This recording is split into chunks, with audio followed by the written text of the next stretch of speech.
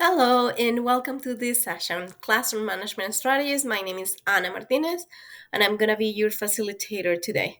I'm one of the Learning and Development Specialists for the International Educator Institute. Okay, I want to start this session by asking you to look at these superheroes here and think about one of the main characteristics they have. So think about one superhero and one characteristic, but you're gonna give me just one word, okay? So I'm gonna start by giving you an example. My superhero is Spider-Man, and my word will be resourceful, right? That's an adjective that I relate to. Please pause your video right now and think about one superhero and one characteristic he, she, or they may have. Thank you.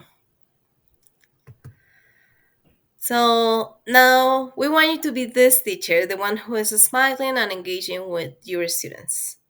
In order to be that teacher, what do you think is the first and foremost responsibility of a classroom teacher? I want you to think about this question very carefully and give me all the options, right? At least one. Pause your video and answer this question. What is the first and foremost responsibility of a classroom teacher? Thank you. If you say provide a safe environment for learning, then you're right. That's the most important thing. Provide a safe environment for learning. So, unless the students feel that they are safe in your classroom, then they are not going to engage in learning. What do you think?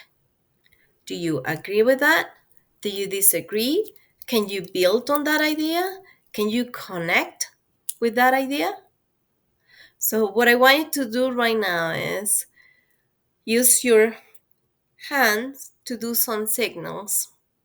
Agree, build on, connect, or disagree. These signals are used in the classroom. You can easily use this in the classroom, no matter what age your students are, if you're in elementary as well as if you're in high school. You can have your students give you feedback about any question that you are passing to them or any ideas that you are discussing in the classroom. So you can say agree, build, connect, or disagree. That way, instead of asking student by student, do you agree or disagree with this statement, you can have your students do signs. Okay? Practice them, use them. They will very easily give you data from what your students are seeing in the classroom. This is time to share. So pause your video, think about the statement, and say, yes, I connect, yes, I agree or disagree or build on. Also, make some notes about would you use this strategy in your classroom? When? Why? Why would you use it or why you wouldn't use it?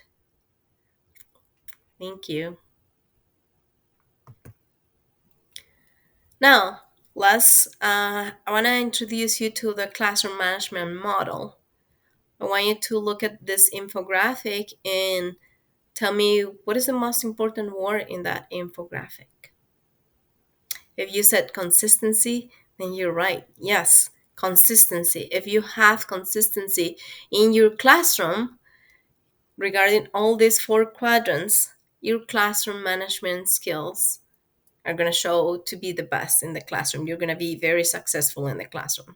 So let's go over all of them. The first one is clear norms.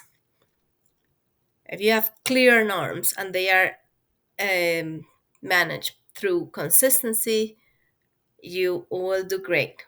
If you have great, effective relationships with your students, your parents, your coworkers, everybody, with consistency, you will have good classroom management. If you can have active engagement from your students with consistency, now that today you do one thing and then tomorrow you change it, then your students will be learning in the classroom. Organized learning, that's very important, and you have to be consistent to that. So if you want to bring this classroom management model to your classroom, like that infographic, just to remind you that you need to be consistent, this would be a great resource for you. Let's go over all of the quadrants now. So our first one is clear norms, right? So what we want to invite you to is to have clear norm in your classroom. You may have heard a lot about that, right? But how can you have clear norms? Display them. Display them in your classroom. Have a bulletin board that explains which are the rules for my classroom, so everybody knows what to expect. Explain those rules, right? Like, we don't leave the classroom without asking permission to the teacher. Or, I don't know, here is where the pencils go in case you need a pencil. I need to bring my laptop charged to the class. Any rule that you may come up with, please explain those rules. How do they look? And that way you are consistent with every student, right?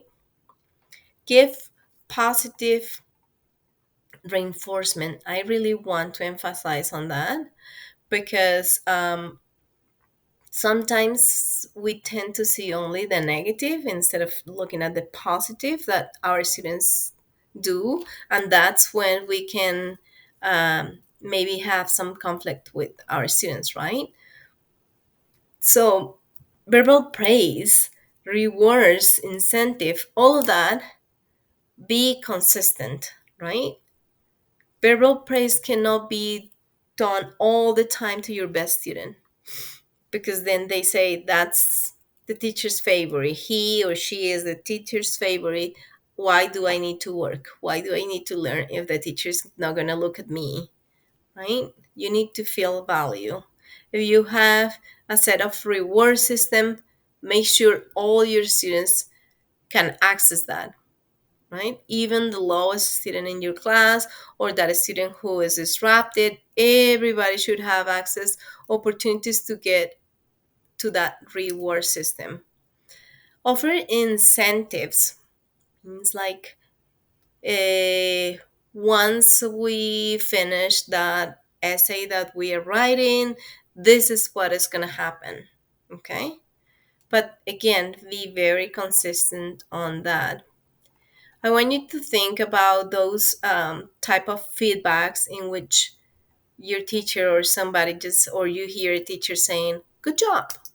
Oh, you're really smart. You're good." That led other students in the classroom to think they are not smart. If you just say, "Oh, you're very smart," I don't know, Pepito, the rest of the students feel, "Oh, just Pepito's smart. The rest of us were not." That's what the teacher is saying. So instead of giving feedback like that,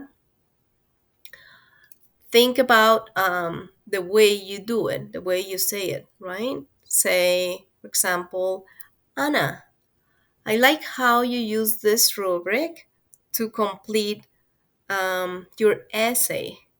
I saw that you use clear stems or you use this punctuation, and then you go over the rubric." See how I'm not saying just "good job"?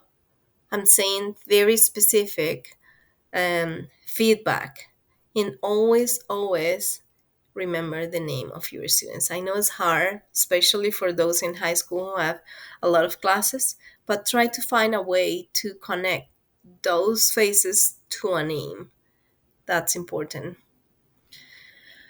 Also, make sure that all your students are held accountable for their actions, right? Like if one student doesn't bring his or her laptop charged to your classroom, what is it that is going to happen? What's the consequence? If a student disrupt the class, what is going to happen? Don't leave it out there to make it instantly. Just plan on those things, okay? Plan ahead and ideally discuss those with your students as well, okay? Um, let's see. The next one is create a culture of trust and respect. If you respect your students, they will have to respect you back. If they don't, then you say, I'm always respectful. Do you see how respectful I'm being right now? You see, I'm not yelling at you. Do you see respect is very important for me? Things like that. That way, if your student's yelling at you, but you're not yelling back at them, you don't get in trouble. You just show them the right way to do it. Okay? So, sorry, just need water. Believe sometimes we don't believe that all our students can succeed, and that is they notice that. So please believe all of them can succeed in one way or another, right? Some people learn, all of us actually, we learn differently, and we are successful in different ways. So provide flexibility choices. Sometimes our students, as I was saying, we learn differently. For example, in my case, I need to write everything, and I need to do things. Otherwise, I don't learn. If you're explaining something to me, like how to get in a platform, I need to get into my laptop and get in the platform and do it myself. The other day, somebody was teaching me some formulas, how to get formulas in Google Sheets, and I was like, okay, it sounds great, but I need to write down first all the steps, and then I need to do it myself. That's my type of learning. But students do have different ways of learning. So provide students with flexibility when they want to show their learning. I know in some cases it is impossible to do it, but allow some flexibility, some room for learning and showing their learning in a different way. And then model positive interactions. This is very important. When you need to apologize, don't feel bad, because teachers, we are humans, right? And we sometimes need to apologize for something we didn't do the best way. When you are giving a compliment to somebody, do it the right way, right? When you need to advocate for yourself or for something, just show them how to do it. Keep in mind, not all the students have somebody at home who had taught them how to advocate for themselves. Okay. So now, active engagement. This is a big one.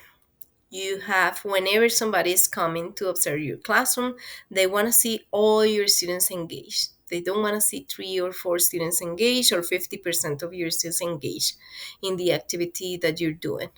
And that is not always easy, right? Especially now when attention spans are very short. Yes, students are used to different things. So you can use the hand signs. You can use called back. You can use gamification.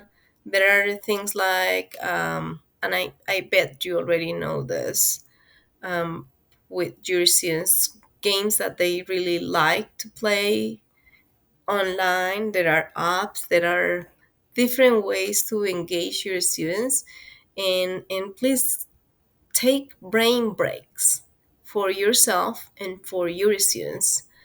In the middle of the class, plan for 2 or 3 brain breaks. How do you do a brain break? You can ask your students to stand up and look through the window, or you can ask your students to stretch, right? Let's stretch. Or you can ask your students to close their eyes for a minute or listen to some music.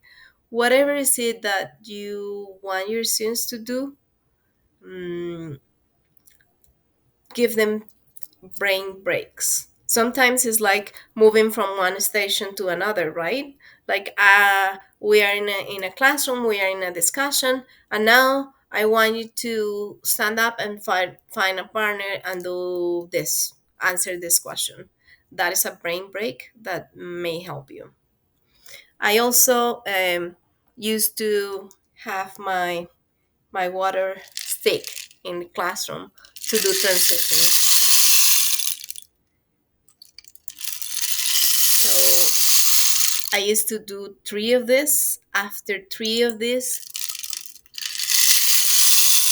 you should be ready back in your place. This is a strategy that I use when doing transitions in my classroom, going from one place to another or changing from one activity to another. Let's say we are reading. So now the activity of reading is done. Now I do something. I play some music or any noise that brings students' attention. Something like that would help me to have classroom strategies. And whenever somebody comes to observe your classes, they will see that transitions are clear and all students will be engaged and ready to learn. Another thing is organization, right? Have an organized learning space. And it has to be with your classroom layout, right? When is it that I want my classroom to look like a shoe horse, right? Or when is it that I want a circle? When is it that I want lines? When is it that I want groups? If your classroom has an organized layout, it will tell your students that you are prepared for them, right?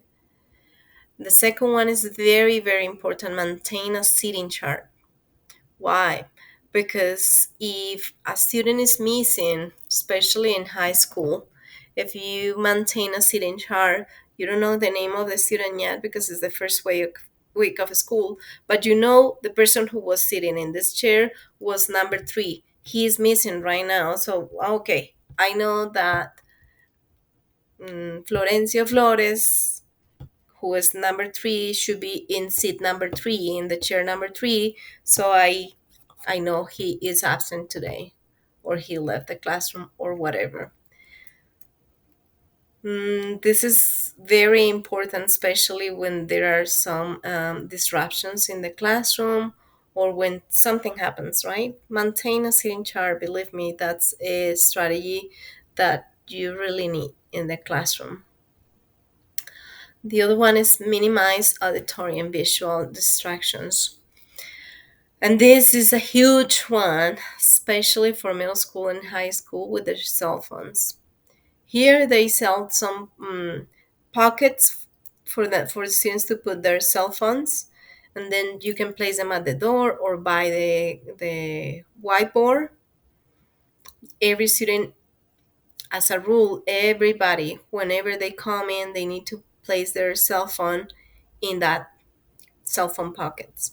That way, you minimize the distractions, right? Because they want to be in their cell phone all day long. If you allow that, then they will do it. And when you're being observed, that's one of the things that observers, your coach or your principal or anybody from the district who comes and observe your class, that's what they will see, right?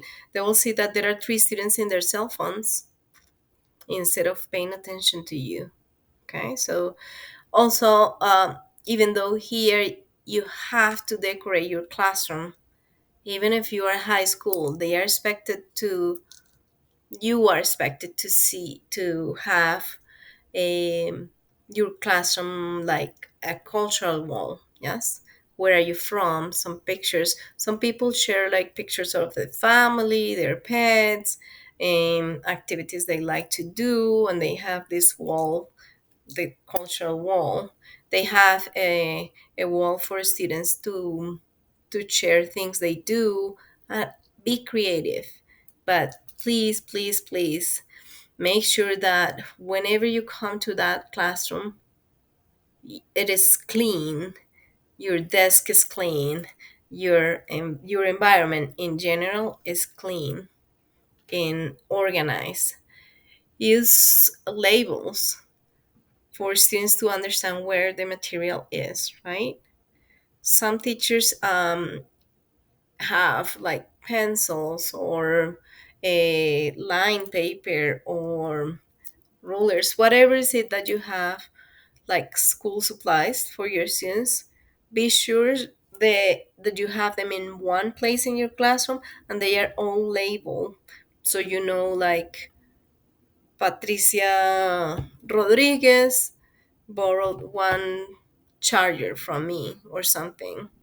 The more organized you are, the better, because then you don't lose your material and you don't need to buy material back again.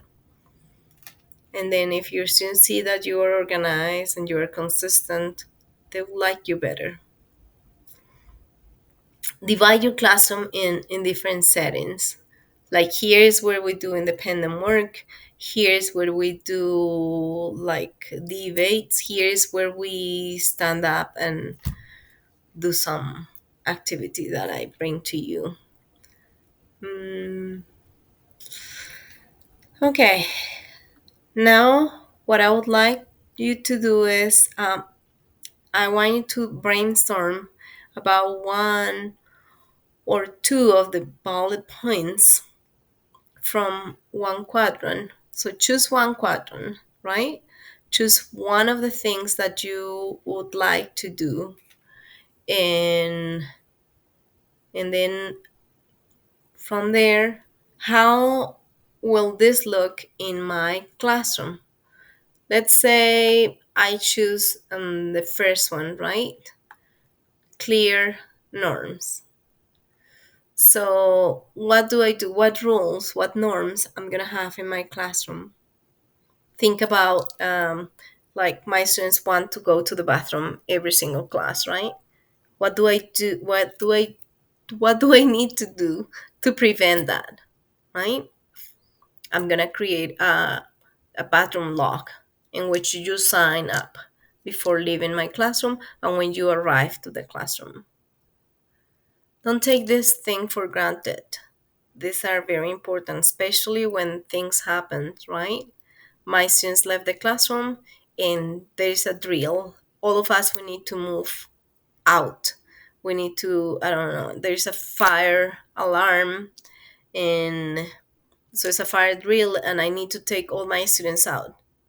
But I'm missing three students and I don't know who are they because I have 35 students in my classroom. If I have a log in which Anna said that she went to the bathroom 5 minutes ago, I know she's in the bathroom, right? And I can report that to my principal, my assistant principal. I have one student in the bathroom. I have one student at the nurse office, one student missing, like that. You need to have that. You're responsible for your students, okay?